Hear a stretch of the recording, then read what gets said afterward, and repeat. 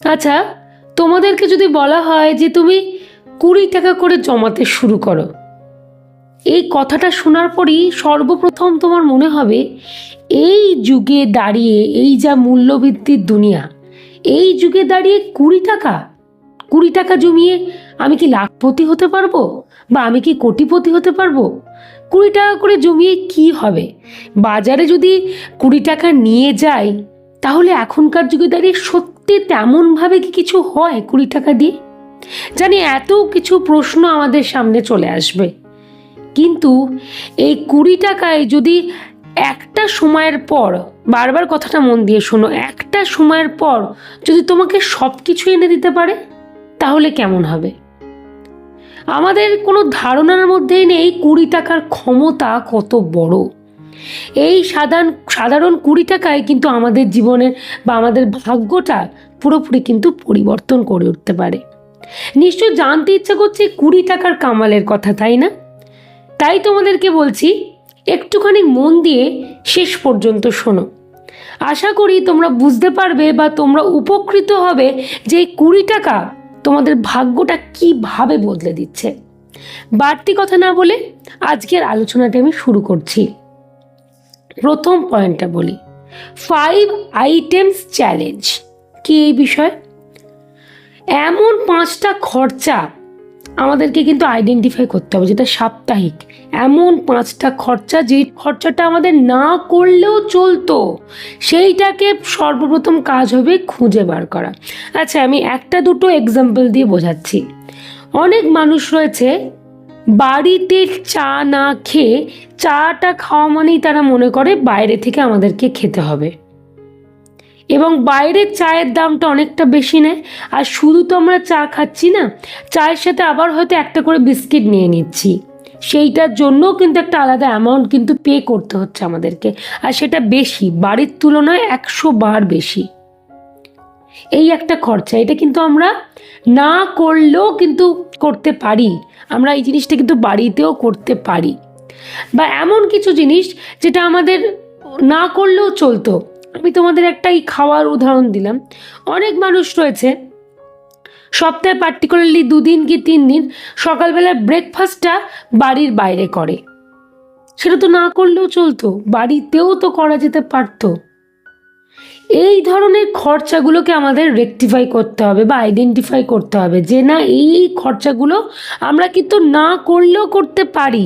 এইটা আটকানো আমাদের হাতেই রয়েছে, আমাদের পক্ষেই সম্ভব। এবারে 20 টাকার কামালটা কি হবে? এইখান থেকে আমাদের 20 টাকা মিনিমাম। আমি 20 টাকার কথাটা কেন বলেছি জানো? 20 টাকাটা রাখা সবার পক্ষে সম্ভব, কিন্তু এর বেশি তোমরা যদি করতে পারো সেটা তোমাদের ব্যাপার, তাহলে সেটা তো খুব ভালো দিক। কেউ যদি 20-র জায়গায় 30 করে, কি 40 করে, কি 50 করে, কি 50-এর বেশি করে, তাহলে তো বলবো দারুণ ব্যাপার, অসাধারণ ব্যাপার। কিন্তু 20 টাকাটা মিনিমাম রাখতেই হবে। এইখান থেকে কি করতে হবে? এই খরচাগুলোকে কেটে বা বাদ দিয়ে এখান থেকে 20 টাকা করে রেখে গোটা সপ্তাহে 7 দিন, মানে হচ্ছে গিয়ে 140 টাকা আমাদের কিন্তু আলাদা করে সরিয়ে দিতে হবে সপ্তাহের শেষ দিনে। আমি রোজ থেকে বলছি না, সপ্তাহের শেষ দিনে আমরা 140 টাকা একটা আলাদা ব্যাগে রেখে দেব। তাহলে বুঝতে পারলে কিভাবে 20 টাকা করতে করতে একটা সপ্তাহে তোমার কিন্তু 140 টাকা জমে গেল। তো এইভাবে 4টে সপ্তাহ হিসাব করে না কত জমছে। 20 টাকার কামালটা বুঝতে পারছো? 20 টাকাটা দেখতে বা শুনতে মনে হচ্ছে মাত্র 20, এই মাত্র 20 কিন্তু অনেক জায়গায় বা অনেক সামনের দিকে, উঁচুর দিকে তোমাকে নিয়ে যাবে, এবং আলটিমেটলি সে যখন একটা বড় জায়গায় পৌঁছাবে, তুমি তখন ইনভেস্ট করে দেবে। ইনভেস্টমেন্ট মানেই সেটা বছরের পর বছর একটা ভালো সুদ কিন্তু তোমাকে রিটার্ন দিয়ে দেবে। বুঝতে পারলে? এবারে বারবার করে তোমাদেরকে একটা কথা বলছি, 20 টাকা মিনিমাম। এর বেশি তোমরা যদি পারো তাই করো, খুব ভালো, আরও ভালো। এবারে দ্বিতীয় পয়েন্ট, রাউন্ড আপ পদ্ধতি। এই রাউন্ড আপ পদ্ধতিটা কি?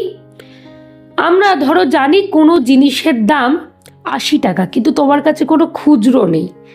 আমরা বাড়ি থেকে বেরোবো 100 টাকা নিয়ে, 80 টাকার জিনিসটা কিনবো, 100 টাকা দেবো, 20 টাকা ফেরত পাবো, সেইভাবে টাকাটাকে সঞ্চয় করব।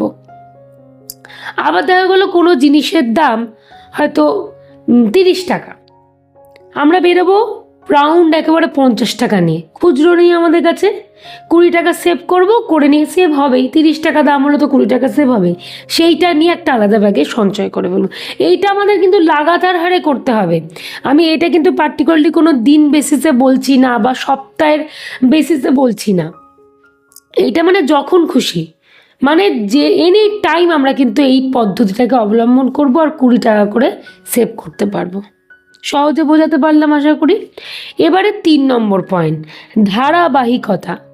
মনে রাখবে, ধারাবাহিকভাবে আমরা কোনো জিনিসকে যদি একভাবে বয়ে নিয়ে চলি না, তাহলে দেখবে বা এই অভ্যাসের মধ্যে নিয়ে আসি, তাহলে দেখবে এর ফল সর্বদা কিন্তু ভালো হয়। এই কথাটা মনে রাখবে। প্রথম দিকে বা প্রথম শুরুতে করার পর যদি সেই জিনিসটাকে আমরা ছেড়ে দিই, তখন আর কিছুই কিন্তু হবে না।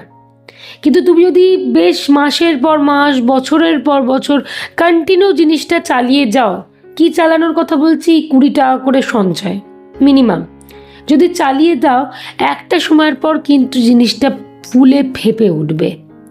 তাই ধারাবাহিকতা কি বলছি, প্রত্যেকটা দিন চেষ্টা করবে দিনের শুরুতে, আমি আগের যে দুটো পয়েন্ট তো বললাম, এইভাবে তো চেষ্টা করলেই, যাদের পক্ষে হয়তো রেগুলার পসিবল হলো না তারা এই দুটো পয়েন্টকে মেনটেন করতে পারো, আর যাদের পক্ষে পসিবল হচ্ছে রেগুলার বেসিসে, ওই জন্যই ধারাবাহিকতা, 20 টাকা করে তোমাদেরকে সরিয়ে দিতে হবে রেগুলার, কোনো দিন কিন্তু বাদ দিলে চলবে না।